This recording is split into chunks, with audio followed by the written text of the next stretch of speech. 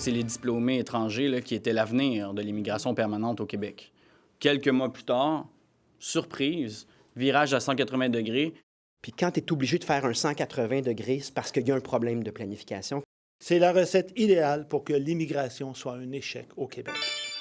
Après Ottawa, c'est au tour de Québec de réduire ses cibles en immigration. Le ministre responsable a annoncé un moratoire sur les admissions dans 2 programmes. Une cadence ralentie pour certains nouveaux arrivants en quête de la résidence permanente, au moins jusqu'en juin 2025 et jusqu'à ce que les retards dans le traitement des demandes soient comblés. Que comprendre de cette volte-face de Québec? Jean-François Roberge, bonjour. Bonjour. Vous êtes le ministre québécois de l'Immigration, de l'Intégration et de la langue française. Grosse annonce jeudi dernier. Vous suspendez 2 gros programmes d'immigration permanente, programme de l'Expérience Québec, programme des travailleurs qualifiés. Est-ce qu'il n'y a pas là-dedans un constat, une forme de constat d'échec? Vous avez perdu le contrôle, que vous l'avez un peu échappé là-dedans? Eh bien non, au contraire. Écoutez, on perdrait le contrôle si on ne bougeait pas, si on n'était pas capable de s'ajuster. On respecte la planification pluriannuelle. 2024, on va accueillir, grosso modo, 59 000 personnes, donc grande majorité de gens parlent français. Et pour 2024, on pense se rendre jusqu'à environ 64 000 personnes, mais là-dedans, il y a 14 000 personnes qui sont des étudiants francophones diplômés ici au Québec. Pour être sûr de ne pas dépasser ça, bien, on arrête, je dirais, de traiter certaines demandes temporairement jusqu'à la prochaine planification. Je pense que c'est une approche qui est tout à fait raisonnable. Pourquoi c'était pas dans les cartons avant puis que ça l'est aujourd'hui? Qu'est-ce qui a changé?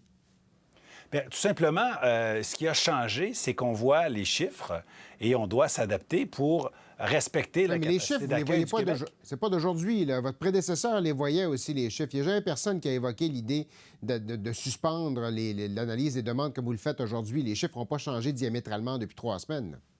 Bien, les chiffres ont changé quand même dans les derniers mois. Et ce que ma prédécesseure, Christine Fréchette, avait dit la dernière fois, c'est qu'exceptionnellement, cette fois-ci, on faisait une planification sur 2 ans. Pourquoi seulement sur 2 ans? Parce qu'on introduisait quelque chose de nouveau, c'est-à-dire de donner des certificats de sélection du Québec en continu à tous les étudiants francophones, des étudiants étrangers francophones qui diplôment sur le territoire québécois. Ça s'était jamais vu. On pouvait difficilement prévoir exactement quelles allaient être les normes. C'est pour ça qu'on faisait une planification seulement sur 2 ans. Dans la première année, il y en a eu un petit peu moins qu'anticipé. Dans la deuxième année, ils allaient y avoir davantage qu'anticipé.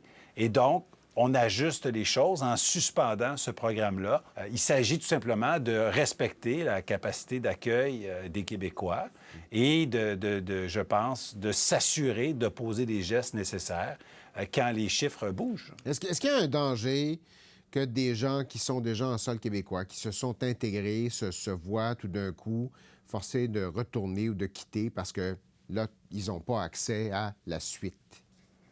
Non, parce que, bon, les gens qui ont déjà déposé leur demande verront leur demande traitée. Les gens qui sont en train de compléter leurs études, bien, déposeront leur demande ultérieurement lorsque leurs études sont complétées. Seulement, ces demandes-là seront traitées après la prochaine planification.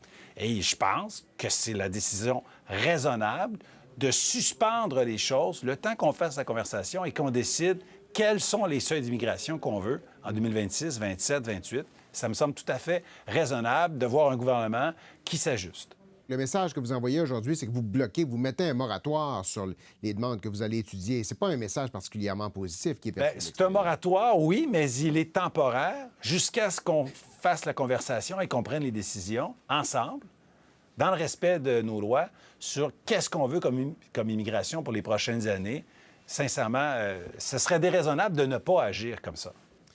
Je vais vous entendre sur la francisation. On entend les cours de francisation qui ferment un peu partout au Québec. Il y a des gens qui se retrouvent dans des situations où ils ont besoin de poursuivre leurs cours. Il n'y en aura pas de cours. Il y a des professeurs qui perdent leur emploi.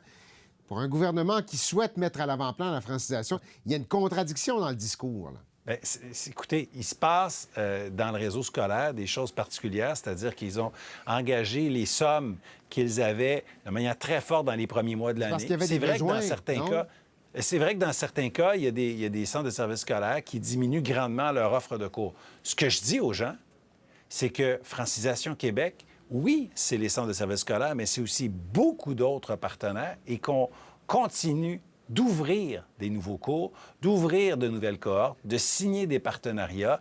Donc, il va y avoir des annonces dans les prochaines semaines et les prochains mois d'ouverture de cours, particulièrement dans les régions qui sont touchées en ce moment là, par certaines fermetures de cours. Je comprends qu'il y a des gens qui peuvent être mécontents par rapport à l'évolution de la situation. Ce que je vous dis, c'est que je vais apporter des correctifs.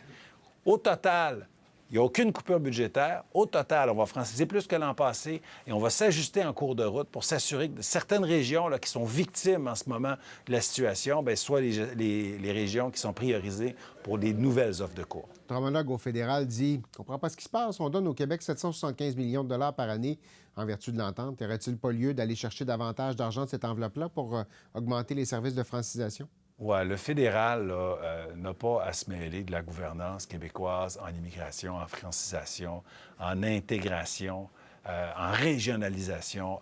On fait nos devoirs. J'ai vu ça, là, cette déclaration fédérale qui disait « Ah, bien, on donne de l'argent, il devrait en mettre plus en francisation. » Je m'excuse, là, mais on a énormément de responsabilités en matière d'immigration.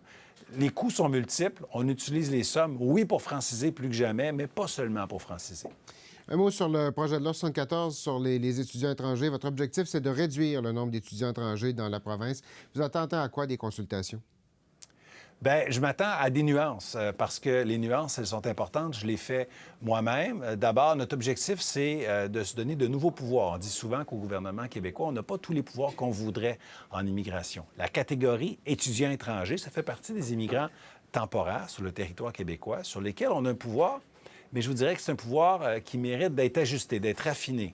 Donc, on change la loi pour être capable de dire, attention, on va réduire le nombre d'étudiants étrangers sur le territoire québécois, mais oh là là, on ne veut pas faire fermer de programmes dans nos cégeps, dans nos universités en région. On veut garantir à nos étudiants québécois aussi que si on réduit le nombre d'étudiants étrangers, ça ne fera pas fermer leur programme pour soit qu'ils renoncent à leur projet d'études ou qu'ils doivent s'exiler dans les grands centres pour suivre des cours.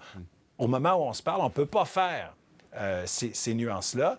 Avec le projet de loi, on va être beaucoup plus habile, beaucoup plus agile. On va être capable de voir s'il y a des endroits où il y a des abus, corriger les abus sans s'attaquer à des choses qui sont primordiales pour nos besoins économiques ou pour notre santé, nos services sociaux, l'éducation, etc.